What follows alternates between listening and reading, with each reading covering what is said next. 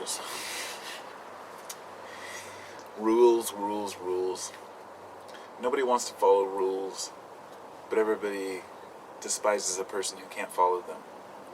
In this society, it seems like we have to decide between being a rebel and being a rule follower. And it's something I've been thinking about because I guess I'll give you the trigger for it and what brought this on. I went to the school to pick up my son, and generally I pull up the side street and I turn around and I park on the side of the road, and then I walk up. It's about half a block because I don't want to deal with all the people parking in front, taking up all the space. It's too hard to find a spot, and it's worth it to walk.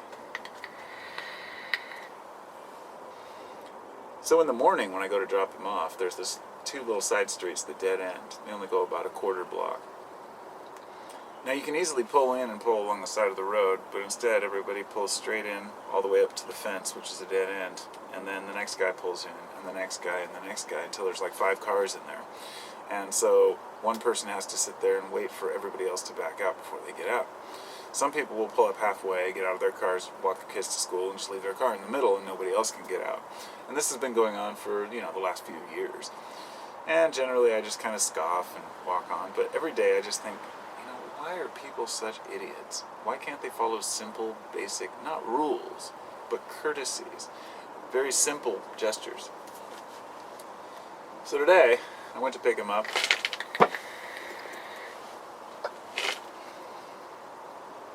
And I walked up the street like normal. And right in front of me, as we were walking across, this lady flipped a U-turn, of course, right in front of the school. Not a very good spot to do it. And then ran over the curb partially. And then proceeded to pull up. See, all the cars had pulled up along the side, and they'd gotten out to get their children or were waiting. There were no spots left, so she decided to just pull up halfway on the white, with the white line basically in her car halfway in the lane, and park right in front of a fire hydrant. And I kind of walked by, shook my head, gave her a look. I'm the kind of guy who I just can't resist just making it very clear when people are being idiots, because I feel like it makes me kind of a dick sometimes, but I'm also obligated to do it, because everyone else seems to pussyfoot around, and they never want to tell people how they feel.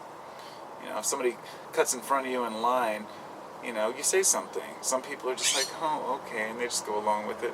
They don't mind. That's fine if you're a passive person, but even though I'm a really nice guy, the minute you pull some stupid shit, of course I'm going to say something. So, I didn't say anything to her, of course.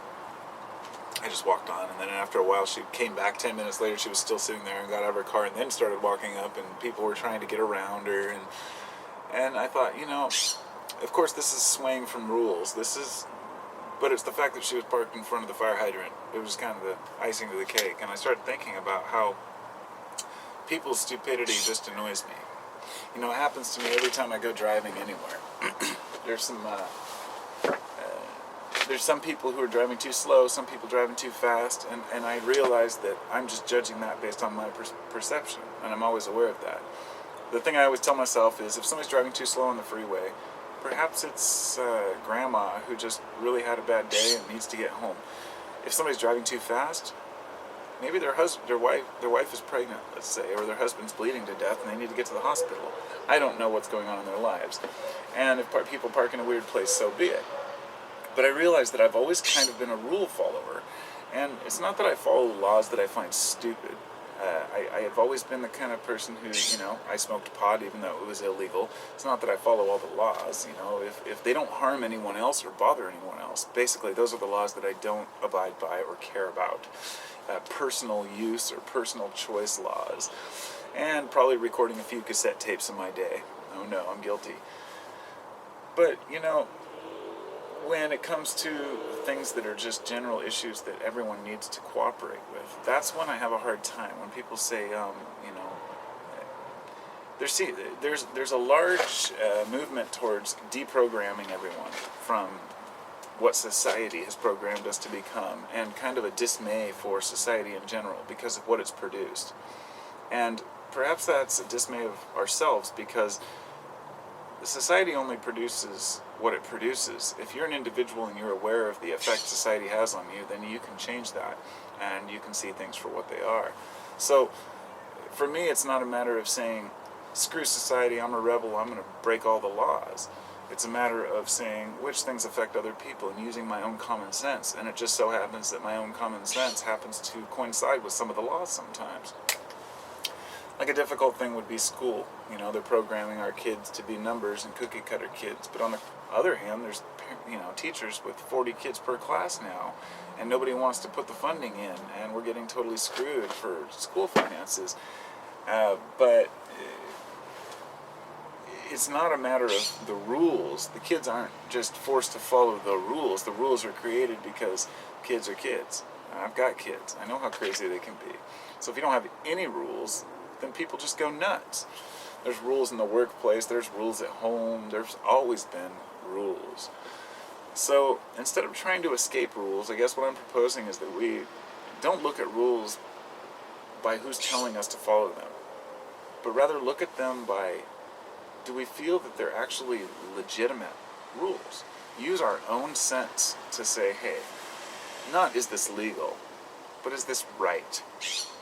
And I'll tell you, more often than not, when people are confronted with doing something that's immoral, in my eyes, I say, oh, well, it's not illegal. I say, of course it's not.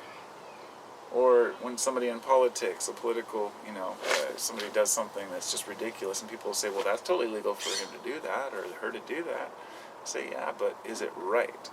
And people get so hung up on whether it's legal or not, they forget that we also make the laws, and that laws don't always catch up to the way that things really are in the world. And then we get to whether or not laws should really prevent us from doing anything. I mean, it's a huge issue in our society. America has millions of laws on the books that tell us we can or can't or must not do certain things, and then people start to feel confined by those laws. So I guess my question is often, which of those laws do you feel confined by?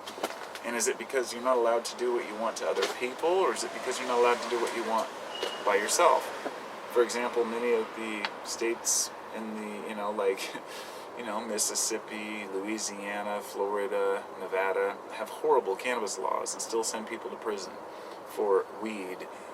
Some guy got busted with 18 grams the other day, just like 5/8, and went to prison. He got 18-year sentence for this.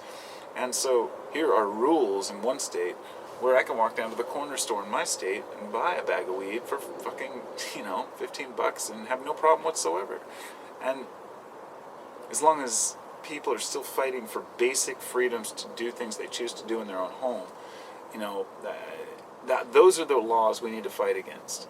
And I just guess what I'm saying here is that instead of being totally opposed to a system of law and opposed to a government at all, just say, how can we make it work for us? Because leadership isn't going away, representatives aren't going away until there's a major catastrophe.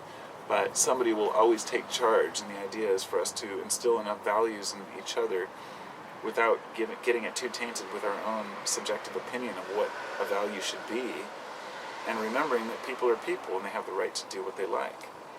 So, being rich, for example, it doesn't make you an immoral person. It doesn't make you a bad person. But I remember there's a passage in the Bible, I believe, that says something to the effect of, it's easier for a camel to walk through the eye of a needle than for a rich man to get into heaven.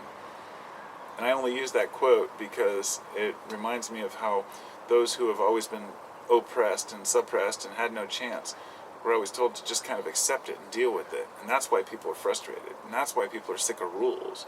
Because the rules that we set in our society, in this country, aren't working for the people. And in most countries aren't working for the people. They only work for the corporations. And as long as that's going on, then we'll all suffer. So, take care, everybody, and I'll talk to you all soon. Have a wonderful day.